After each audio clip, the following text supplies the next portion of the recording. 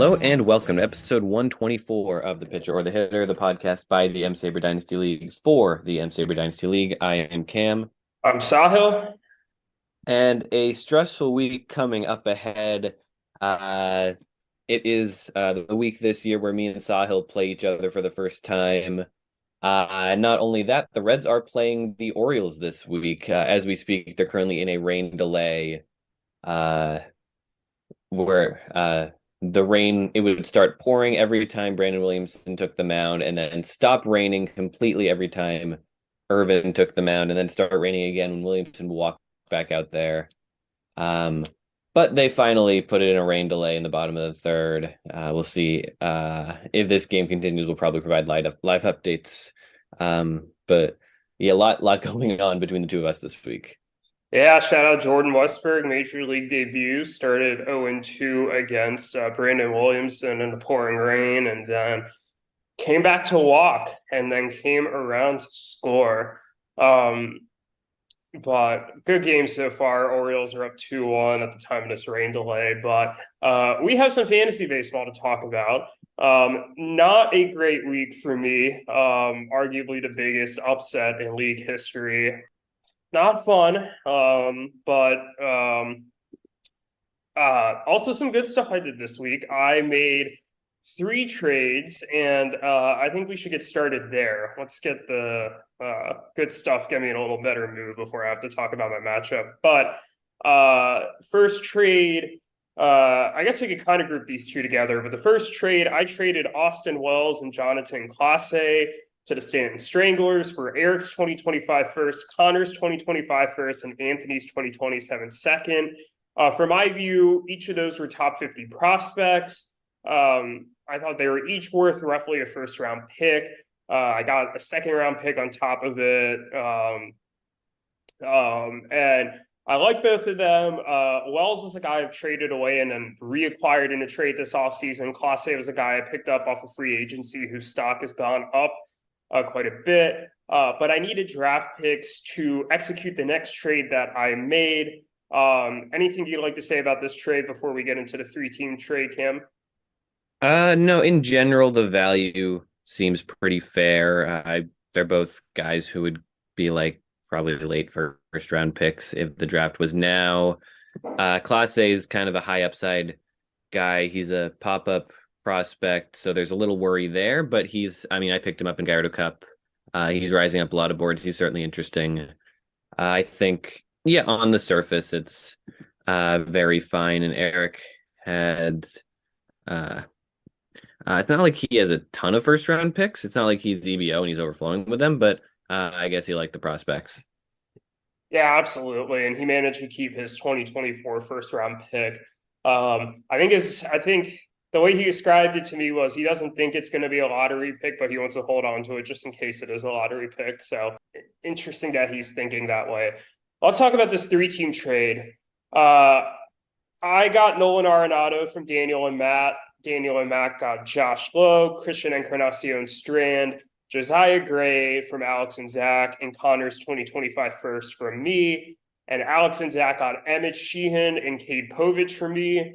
And Ronnie Mauricio, Connor Phillips, and Vaughn Brown from Daniel and Matt.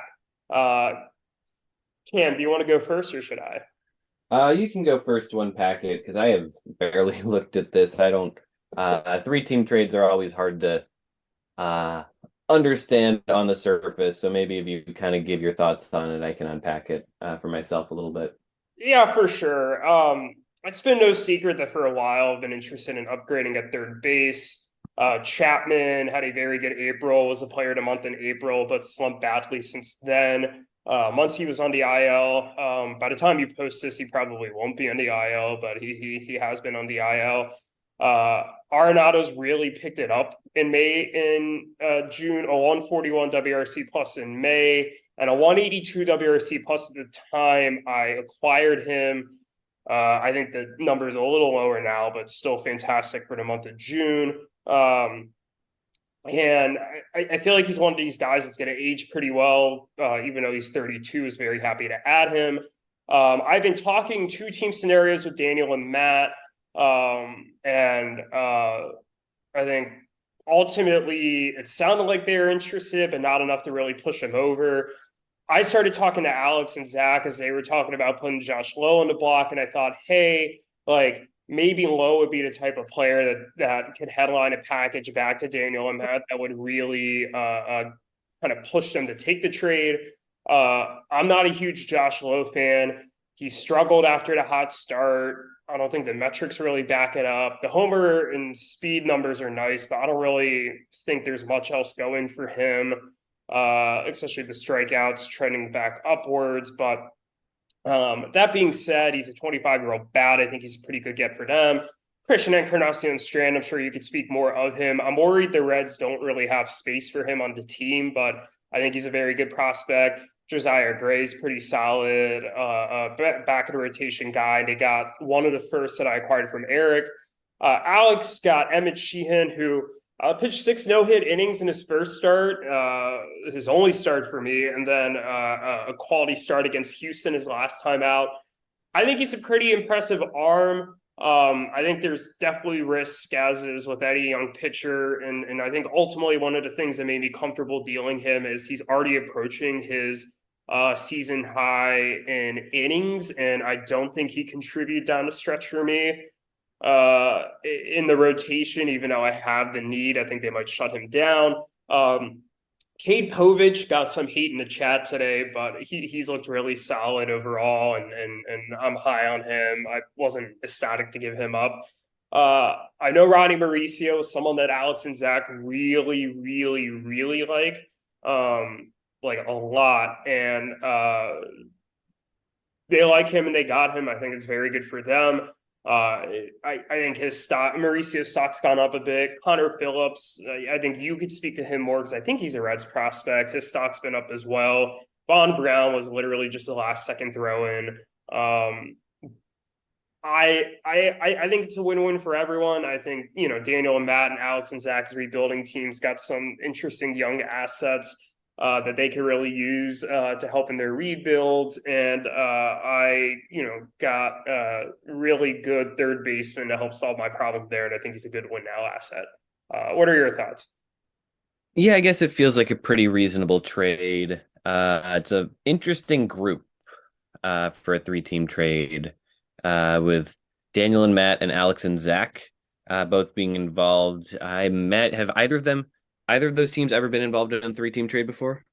Daniel and Matt were involved in a lot of the 3-team trades this offseason, as were Alex and Zach. I mean, a fair amount of 3-team trades with both of them. That Sai Suzuki, Felix Bautista one comes to mind with was that with them? That one was with Alex, and then that Zach Gallen trade was a 3-team trade involving Daniel and Matt. But this is the first ever trade that Daniel and Matt made with Alex and Zach. So shout out there. Finally getting one on the trade history board. There is still 1-0 on the board. Do you want to, or 2, sorry, or 1, because it didn't update.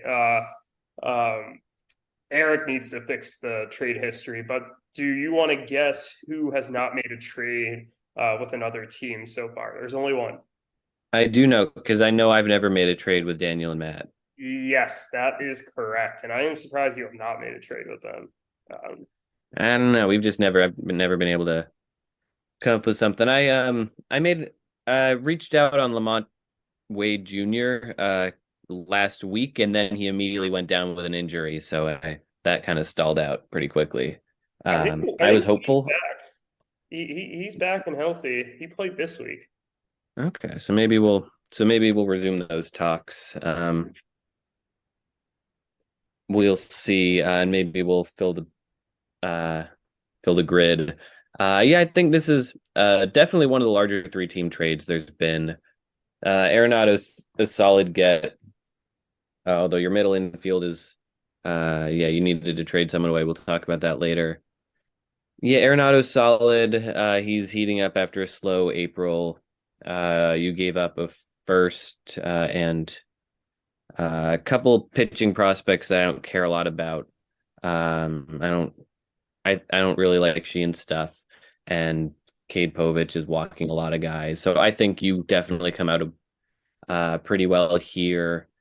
I like yeah, to talk about the two Reds prospects here. I like Encarnacion Strand. I'm not sure where he's gonna play. I don't think he gets the call this year necessarily unless Votto gets hurt again. Um, or someone else gets hurt.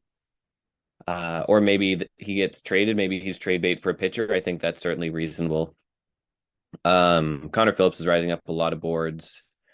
I'm not super familiar with Von Braun, but Phillips is looking great. He might even, I'd love to see him skip AAA and just come up soon and replace Luke Weaver in that rotation.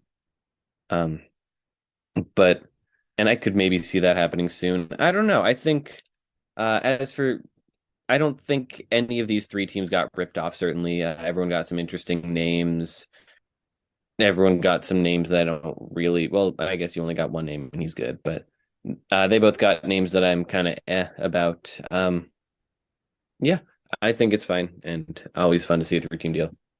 Yeah, absolutely. That was our first three-team deal of the regular season and our first three-team deal in almost exactly 5 months. That was made on June 21st. The last one was January 22nd. But that's not all. We got one more trade that I made. And then we can talk about the sad stuff. But this went down last night. I agreed to trade Matt Chapman to EBO for Nestor Cortez Jr. and Connor's 2024 second. I'll give some context here. I traded Chapman to EBO last year. I was sick of Chapman. He wasn't hitting well. I got Jose Abreu off of them. That was great. Immediately realized, hey, I need a third baseman. Chapman's hitting again. I retraded for Chapman. But EBO, the whole time, still like Chapman. We've been talking different Chapman deals for a month. It started out with like Chapman for Cortez. It got to a bunch of wild stuff. About a week ago, I told Zane, like, hey, like, we're going to discuss all these wild proposals and fall right back on this. I had mentioned that the Arenado trade, getting that would, make it easy to trade Chapman. And then after I made that trade, I told him, hey, let's wait until the end of the week so I could see where Nestor Cortez is on his injury rehab. It looks like he's about to start throwing on a mound, and things are progressing well. So I was willing to take the bite here. I personally have Cortez ranked a little higher than Chapman, although not much. And I think the second round pick gives me a little bit of injury protection. And I have a lot of bats now, with Arenado now there, Jordan Westburg getting called up. I think TJ Friedel might be someone I want to keep. Kind of cleared that logjam while throwing another interesting arm into the mix. And at some point with all these injured pitchers, one of them or two of them got to come back and start, performing the way they were. So I'll get there. But this feels pretty even to me. Yeah, I agree. It's a pretty even trade. You're gonna have to do something about a surplus of pitchers once a couple guys come back. I I've don't know. already have plans for that. Don't you worry. Yeah, I guess you'll have to figure that out.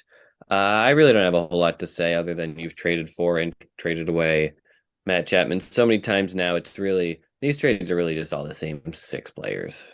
Let's You're not totally wrong. Let's see. Hunter Renfroe might get traded again for the ninth time in the past 12 months. Yeah, I've traded away Matt Chapman now twice in this league, and I have acquired him in trades twice in this league. No, wait, I've traded him away 3 times now and acquired him twice. Jesus Christ, I have a problem, don't I? My goodness, I make so many trades. I almost said two. It's not two. It's so many trades. There's no such thing as too many trades. Maybe all of you would disagree. In any event, let's stop talking about my trades. Let's start talking about the matchups. I don't think it's a secret which one we're going to talk about first. So let's get it over with. Daniel and Matt beat me 8-4. They had a really good week. I first thought I was in trouble when I forget, it was a Wednesday or Thursday. They had 4 starts. They streamed a couple guys, and all 4 had like fantastic quality starts. At that point, I had like an ERA that was like 0.6. I was cruising into pitching categories. I was like, okay, no problem. Like, I'm not hitting super well, but like, I'll win all the pitching categories. It'll be fine. And then like Friday or Saturday, no, Friday I didn't stream Bibby, or Saturday, whenever, because I was like, oh, like maybe he's gonna raise my ERA. We both have sub-1 ERAs. And they have 3 guys tomorrow. It was like, my God, who was it? Okay, they had Luis Severino, who's been awful this year, going against Texas. They had Griffin Canning at Coors and Josiah Gray at San Diego. And I'm like, okay, they're going to blow up. It'll put ERA and whip into play. I can't start Bibby just in case they have good ERAs and because Bibby might blow up. But like, then I'll just stream a bunch on Sunday and be fine. They combined for 0 earned runs.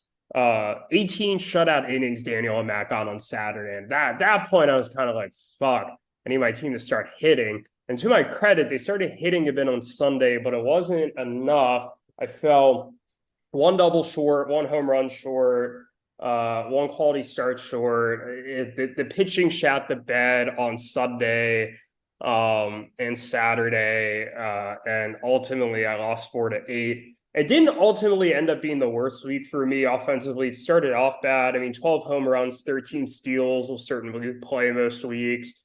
On the pitching side, like 72 strikeouts, 5 quality starts, 7 saves, 7 holds, a 2.48 ERA. Like most weeks, I'm going to win the majority of those pitching categories. But like this is just kind of the perfect storm of like their team playing really well and you know, I just got beat. It was a weird week. I would have beaten you, but I lost to Daniel and Matt. Like I don't. Yeah, and I would have beaten Daniel and Matt. And you would have beaten Daniel and Matt. Like what is that triangle? The weirdest 3-team trade. Yes, it's one of those. Ironically, I would have loved to have played you last week and then Daniel and Matt this week, and there you go, just flip flop the weeks. But it's one of those things where you kind of just have to look at it and laugh because it's just like. Like how does this shit happen? Here's what I will say, and then I'll let you talk about the matchups more itself. Yes, I'm now 8-4. I'm now a game behind you, and I'm 2 games behind Jake. The bad news is I have to play you and then Jake the next 2 weeks, and that's going to be stressful as fuck, and that could dig me in a hole. The good news is that it could really give me a chance to make up some of that ground again. If I beat you this week, I'll have the head-to-head over you, and we'll have the same record, so I'd have the bye. And then if I can go and beat Jake the next week, then I'll have won the season series against him and only be a game back of him. So I'm not out of it. There are certainly opportunities for me to claw my way back into a bye, but this certainly is an unexpected setback. And I am no too pleased about this. I'm willing to bet that I will end the season. We have 21 weeks, like 20-1. If I had played every week against Daniel and Matt, and we'll finish 1-1 against them on the season. This is just just crazy. But what I don't want to get lost in all of this is Daniel and Matt played very good this week, and shout out to them. Great performance in a week where they traded me their best player too on like Tuesday. So it just adding to the craziness. I'm done talking about this. You do the rest of the talking about this matchup, and then we'll move on. I'm putting this to bed and moving on to what's that Bill Belichick quote after he lost that game in Kansas On to City? Cincinnati. On to Cincinnati, right? I'm literally on to Cincinnati because I'm playing you. And the Orioles are playing Cincinnati. So call me Bill Belichick. The Patriots won the Super Bowl that year. The last time the number 1 team lost to the worst team, 2019, Erik won. the championship that year. Hopefully, I repeat that. That's all I have to say officially now. Yeah, I guess sometimes everything just kind of clicks for a team. It really did for them this week. Not a whole lot to say. ESPN's website is acting weird, and I can't look at Oh, stats there, so I have to do it on my phone, which is making this a whole lot more annoying to pick matchup MVPs. But I will give a shout out. Lamont Wade had a good week. Good week for the Rake. Good week for Brian De La Cruz. A good pitching week. No one got two quality starts. But great start from all the guys you mentioned. I'm not going to run down their names again, but matchup MVP is going to be Ha-Seong Kim. I'll say great acquisition for them. 419 on base, couple of steals, 7 ribbies, 6 runs, and 3 home runs. Really helped out this offense that played better than they have all year. I don't know what else to say other than that it just really clicked for them. The team hit well. They pitched well, and they would have lost to me, but they beat you. Last week, we put them 12th in power rankings. We put you first in power rankings. We didn't have to think too hard about either of those positions. And I said in the pick'em that I thought you would 12-0 them, you did. and you certainly did not do that. No. Let me ask you this: Are you rethinking either of the power ranking uh, uh, rankings that we had for them after what just happened? I think Jake might be number 1 now. Ooh, that's interesting. Okay. He's 2 games ahead of you now. It's a tough. I still think the roto gap, it's one thing when you have that roto gap of like 8 points. It's a whole other thing when the roto gap is like 30 some points. And if I played him every week this season, I'd only lost to him now twice because I would have lost to him this past week if we played. That's what still has me putting me at number 1, but I think the gap is narrowed and I think Jake's playing fantastic. So I'm certainly not looking forward to playing him, but that still does it for the whole body of work. One week is not changing the whole body of work for me. Fair enough. It's definitely tight though. Yeah. Which matchup do we want to talk about next though? Let's talk about your matchup because that one came down to the wire. You beat Yuki 6-5-1. And that literally came down to Alex Bregman's like last at bat on Sunday Night Baseball. A home run would have flipped it and gotten you or handed you the loss. The tie, not the loss. Or the tie. Or a home run would have given him the win because it would have been a 2-run home run, would have given him the RBI lead, but also would have tied. Oh God, it would have tied home runs too. Yeah. God. Ugh. Yeah. So yeah. You literally would have lost. It is your matchup. I just talked a lot about me the first half of the episode, so please talk, and I'm gonna eat some of my dinner while I only have go I ahead. only have like 1 hour to edit this, so we need to make this faster. I was not under the impression that would have lost it for me. I was under the impression that the worst I could have done was tie, so that would have been a rude and unfortunate thing to figure out once my phone battery turned back on. This is just one that I never want to think about again. I got the hitting week that I had been waiting for about a month. I killed it completely hitting wise. Fantastic week for Lindor, fantastic week for Yandy. Really good week from Wilson Contreras. Solid week from Brendan Donovan. Good week for Vlad. Rizzo's bouncing back. My matchup MVP, I'll give it to Soto though, who just killed it all week. 7 runs, 7 ribbies, 3 homers, 594 OBP, a couple doubles too. So I got the hitting week I wanted.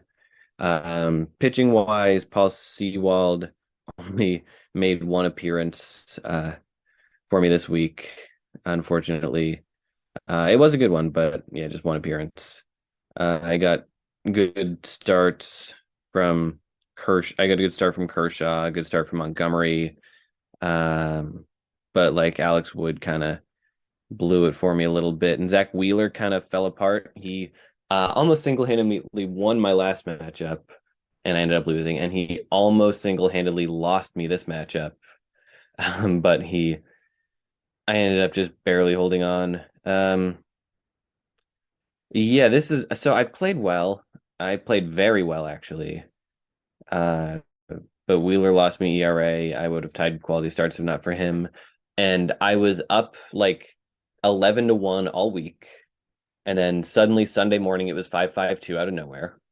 And then Sunday at like 6:30 p.m. I was up 9-2-1 and I kind of breathed a sigh of relief and then suddenly it ended up 6-5-1. So Yuki clawed his way back from two big deficits right close to the end of the week when this one uh, yeah, felt comfortable most of the week, but when it was uncomfortable, it was very uncomfortable. Yeah, very fair. I'll give a quick shout out to Juan Soto too. I mean, you named him as your player of the week, but he hit a RBI on Sunday very late in that game. And if he doesn't get that RBI, you would have tied. Also, if Yuki would have set his lineup on like what was it Wednesday, you would have tied. I'm bummed out for Yuki about that. But Yeah, great let's talk your Yuki's team. team though, because he played really well too. He 47 runs, 46 ribbies. Uh, they were both very good, just shy of my numbers, which were elite in a lot of hitting categories. I was elite in like five of the six hitting categories this week. Um, but yeah, Yuki got a good week from Randy, good week from Bregman. Uh, Luis Surprise went 14 for 28 this week. God, what's his average at now? 399. Good week from Austin Riley. He played the Reds. That doesn't count. Good week from JJ McCarthy. Hey, the Reds are Uh, good again. It's Not the pitching. Jake McCarthy, but not No, he JJ. JJ. His middle initial is J, and I'm gonna try and make that a thing. All right, fair enough. I like that. Um, What is his middle name though? but You uh, go ahead and keep talking. I'll search it up. yeah, that's basically it. I just want to shout out a lot of Yuki's guys there. Jake Uh, Jake Joe McCarthy. Jake Joe McCarthy. Shout out, I guess the last shout out to Hunter Brown, who got just enough strikeouts and pitched just well enough on Sunday to keep it interesting. Yeah, Hunter Brown's been very good this season. Yeah, he botched his first start this week, but really came back strong on Sunday. Absolutely. All right, let's go quicker through these next few matchups, unless you have anything else to say here. These are not No, yeah, close. want to talk about Jake's matchup? Because all three of the top three seeds got scares this week, even only one of them lost. Yeah, Jake won 7-4-1. Conor started off the season or started off the week really well.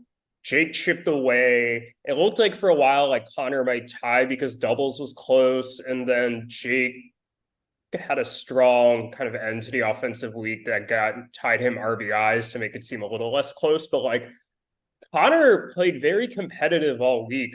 And ultimately Jake won. 20 doubles, great for Jake, but 13 home runs as well. Solid, but not spectacular offensive week. The pitching was where he really started 73 Ks, 5 quality starts, 8 saves, 3.31 ERA, 0.99 whip, 1-5 of the 6 pitching categories, and that was the difference there.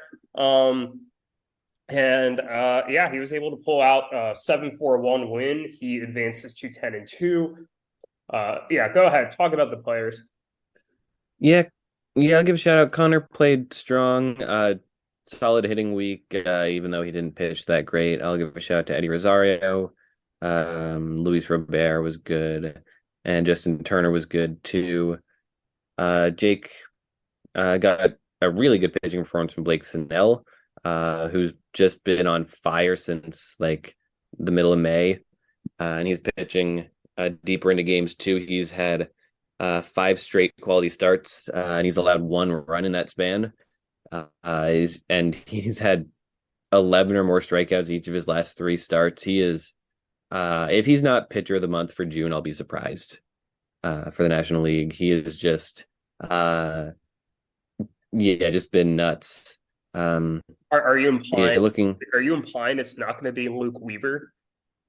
Oh God, The fuck? I don't even want to think about that.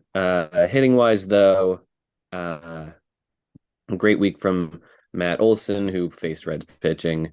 Uh, Great week from Matt McLean, 7 ribbies, 2 homers, 3 doubles. Manny Machado, I'm tempted to give it to a third straight Padre, but he wasn't quite as good as some of these other guys. Um, MJ Melendez stole 2 bases this week. Shout out to Tommy Pham, who also stole 2 bases for Jake. I think I will give it to Olson though, just because he hit 5 home runs. That's and even though the on base was only 375, I think that's just a really, really great week for him and for Jake. Uh, and yeah, helping him tie RBI. Yeah, absolutely. Great week for Jake's team. I thought Conor also played very well too. I think Conor started off the season slow, really picked up some steam, and then lost a little bit of momentum. So good to see him, even in a loss, put up a good week. But yeah, I don't really have anything else to say about this matchup. If we want to jump to the next matchup, breaking news as well. The tarp is off in Baltimore, so it looks like this game Mm. will resume. Let's jump to see the next closest matchup was Andrew beating EBO 8-3-1. Shout out to EBO. They actually kept it pretty close for a good chunk of the week, but Andrew managed to pull away. Andrew won 4 of the 6 hitting categories. Solid 46 runs, 16 doubles, 9 steals, 344 OBP, 11 home runs, 32 ribbies. Maybe could have been a little better there, but Andrew's pitching is coming around nicely. 74 strikeouts, 6 quality starts, 4 saves, 5 holds this week, 3.19 ERA, 109 whip. That's a type of pitching week that's going to win you a lot of matchups. They won 4 of the 6 pitching categories and tied in strikeouts with EBO. As for EBO, actually a pretty solid week. 17 homers, 52 ribbies was great. 43 runs, very solid. Not as great in the other hitting categories, but pitching wise too. 74 Ks to tie Andrew, 5 quality starts, 7 holds, 3.67 ERA is pretty decent. The 135 whip is a little higher than you'd like to see, but all in all, not a terrible week for them. As Andrew advances a 7-4-1, and EBO is now 3-9. Yeah, good week for both of these teams, I'll say, especially Andrew, who's looking really solid lately. Pablo Lopez struck out 19 batters, although the ERA was pretty high. A good start he got from John Gray again. Good start from Ranger Suarez. Good couple of starts for DeSclafani. Yeah, hitting wise, Jonah Heim drove in 6 runs. Got a decent week from Tommy Edman. A decent week from Nathaniel Lowe, although not a lot of extra base hits there. Adolis Garcia hit well, but with a low on base.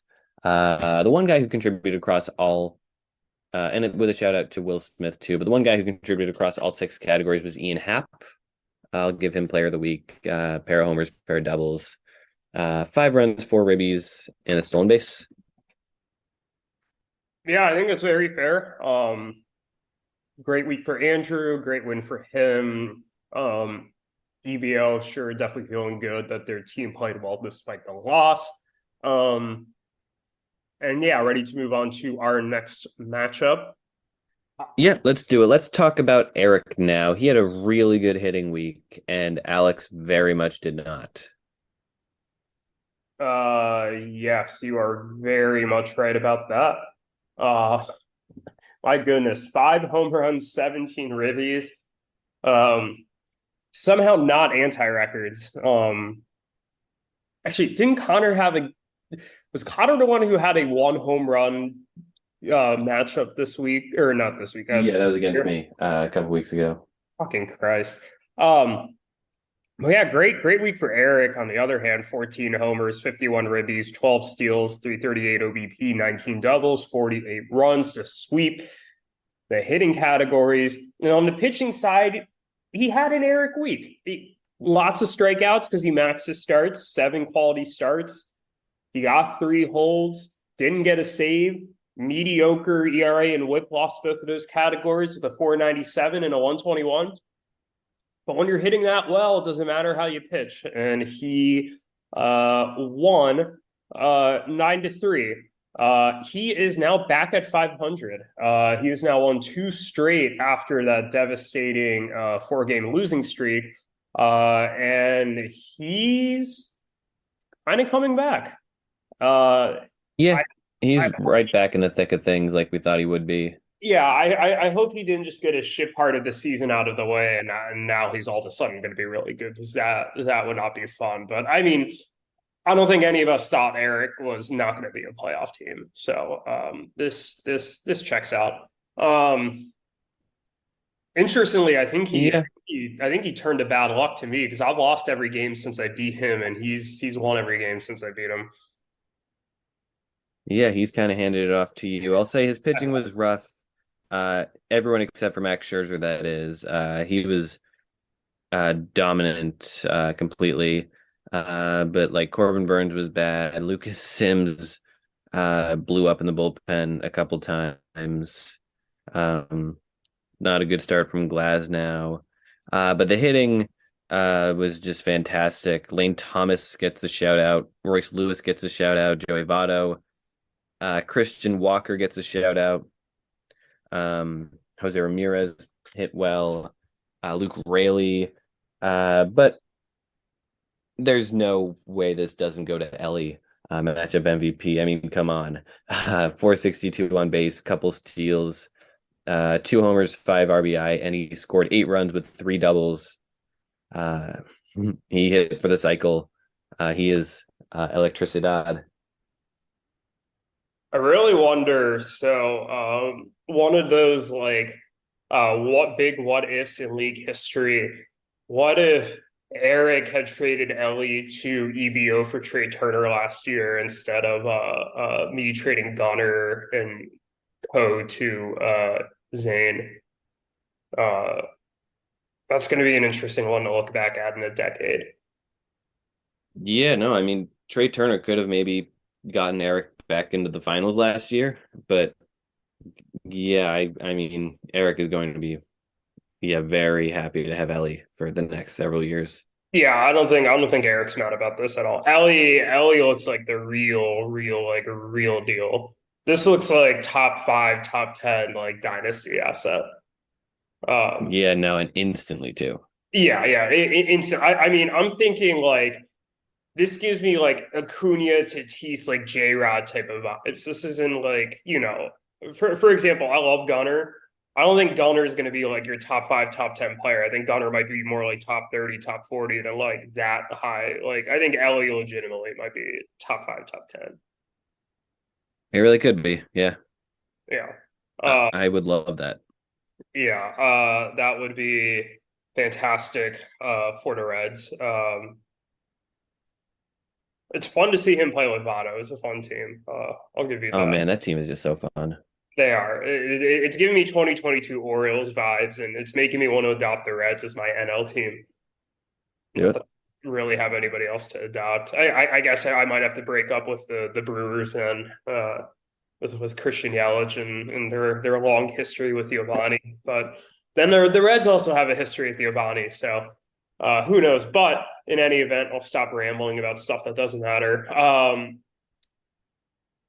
Where were we? Oh, Ellie. Yeah, great week for Ellie. I don't have anything else to say. Anything else you want to say? No, great week for Ellie. There's one matchup left. And Ruthvik, I gotta say, he played really well. He beat Anthony. Anthony did not play well, and Ruthvik did play well. Is really all there is to it. Anthony's team continues to disappoint, and Ruthvik has won a couple in a row now and is kind of trying to fight back into the playoff race.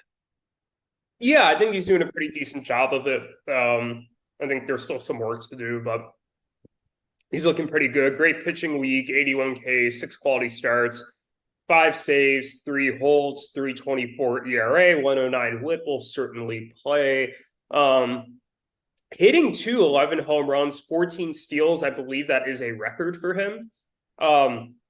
Am I reading the OBP right, or did the app do the weird thing it does where sometimes it like fucks up? It says he had a 222 OBP this week, and there's no way that's right. Yeah, so it just showed 222 and now it's at 301. Okay, I my, think my, my 301. exact is 301 as well. It does that sometimes when you open up like a prior week's matchups, like after 5-10 seconds, it'll just show an entirely different number, and I don't know why. But okay, 301. A little bit on the lower side, but the rest of the hitting categories more to made up for it. And it looks like Anthony even just won OBP by like I was about to say a mill a point, but that's not a word. But you get what I I mean. like Miller Point. Mill a point, yeah. You know what? I'm gonna start using that in my everyday vocabulary. Um, Yeah, good luck finding ways to use that. you Yeah, you he you would be surprised. Go ahead though. yeah, I wish the website was working so we could see exactly what the margin in OBP was. Um, it was tight. Anthony did win it, otherwise he would have won 0 categories this week. Just not a great time to be him. Ruthvik though, yeah, did all around play really well. He would have beaten most teams this week. Good start from Joe Musgrove. Uh, Good start from Mitch Keller. Good bullpen work all around. Particularly from Josh Spores, who's who got 3 holds. He was a good pickup there. Hitting wise, I'm looking through the list of names. Try and find one who was the best. I'm gonna give it to unless I can find someone better than this. I'm going to give it to an Oriole, Anthony Santander. He hit 4 home runs this week. Yeah, he did have a Yeah, very drove nice. an 8. Thank you for noticing. Yeah, no. Yeah, with a shout out to guys like Devers and George Springer. Uh, Good week for Acuna too. He stole 5 bases, had a better on base percentage than Santander too. But he only drove in 2 runs. I'm comfortable giving it to Santander. Acuna's already won it like 3 times this season. Yeah, no, I like that. Mix it up a little bit. Um, I think that's going to do it for the matchups. Unless you have anything else to add, are we ready to go to our matchup of the week? Yeah, let's dive into it. Of course, it's This is pretty obvious what it's going to be. Yeah, we didn't even discuss it before, which we usually do, but I think we knew it's you versus me. There's by Oh, implication. that's not the one I was thinking. I was thinking Andrew v. Daniel and Matt, but I guess if you want to make it you v me, You know that's what? okay. Honestly, I can't believe it. And it's weird because I feel like Daniel and Matt is the one matchup we talk about last like every week, usually, or like second to last. And now they're suddenly at the forefront. It's not the matchup of the week, but I want to start because I really want to see what they do for an encore. Fair enough. I mean, an encore means that they may be in the mix for being 11th instead of 12th this season, but Yeah, uh, I'm just curious. So, was there like success from last week carry over against Andrew? Did they play Andrew close? I'd at least be curious. Um, yeah. but yeah, I mean, you versus me. I mean, there's obvious playoff implications. I really need to win this, but I'm not going to win this. You're going to win this. Um, Congratulations on your win. But I also want to give a shout out to Yuki v Conor. These are 2 6-5-1 teams that are vying for a playoff spot. Probably one of the back half playoff spots. This is like the first time I've not called them a wild card spot. I'm really proud of myself for that. I don't know why I keep calling them wild card spots, but it'll be an interesting one to see. Both of them played really well last week despite losing. So we shall see what happens. Anything else you would We like to shall. save there, or are you ready for the pick 'em? Yeah, just one quick thing I want to say is that any matchup between top three teams is very important. This year especially, you want the bye because the 3 seed is going to have to play the 6 seed, and it's looking really possible. And I'm not going to say likely, but it's looking increasingly likely that the 6 seed is going to be Erik, and I do not want to face Erik in a 3v6 matchup. Well, not only that, I wouldn't want to be a 2 seed because a 2 seed has to play the winner of that matchup. Like, if you're the 1 seed, you avoid that whole clusterfuck entirely. Unless Erik gets the 5 seed.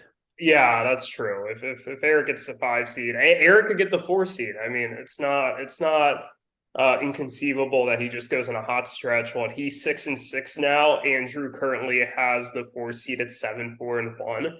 I mean, I think it's pretty possible that Erik wins 2 more games than Andrew the rest of the way, and they still play once. So, if he beats Hmm. Andrew, and Andy beat Andrew the first time, so he's a tiebreaker over Andrew, so that helps. Um, we'll see. Yeah, Um, we'll see. but enough about that. Let's go on to the pick'em. Pretty easy to add up. We both won 5-1, with the only loss being we both picked me to beat Daniel and Matt. I'm 43, 23, and 6. When you convert the ties, it's 46 and 26. And you are 46, 18, and 8. When you convert the ties, it is 50 to 22. All right, Cam, since you won yet again, or winning the pick 'em yet again, I should say, you get to pick first. Whenever you are ready, take it away, boss.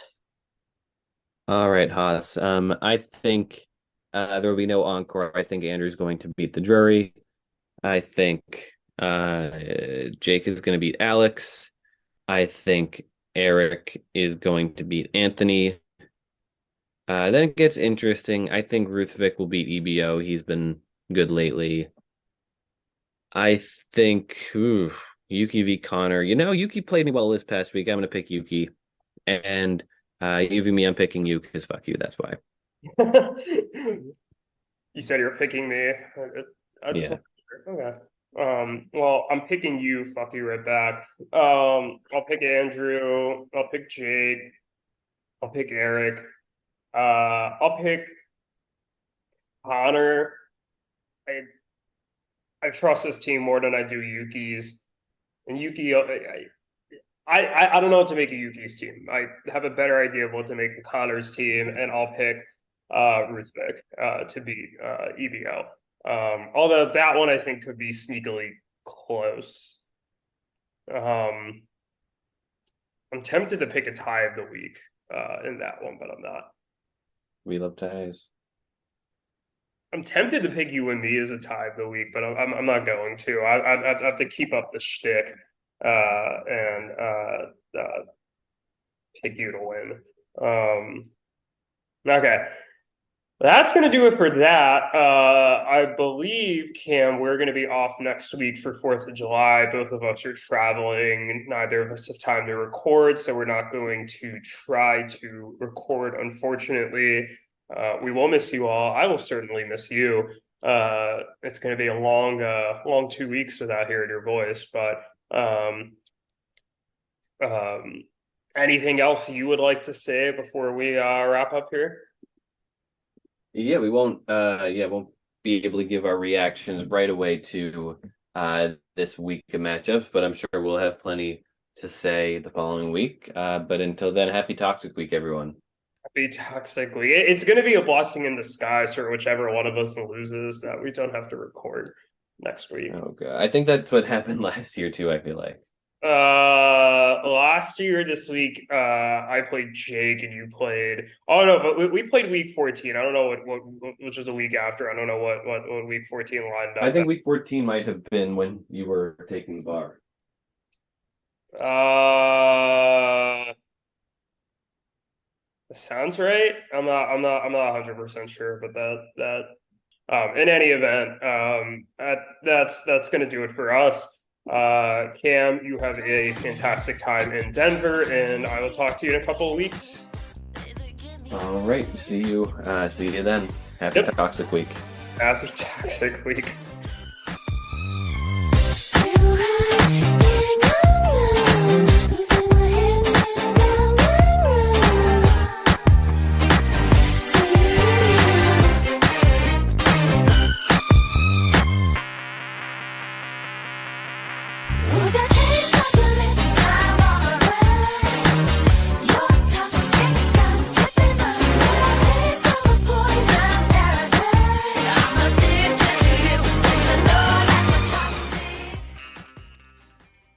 This podcast is good.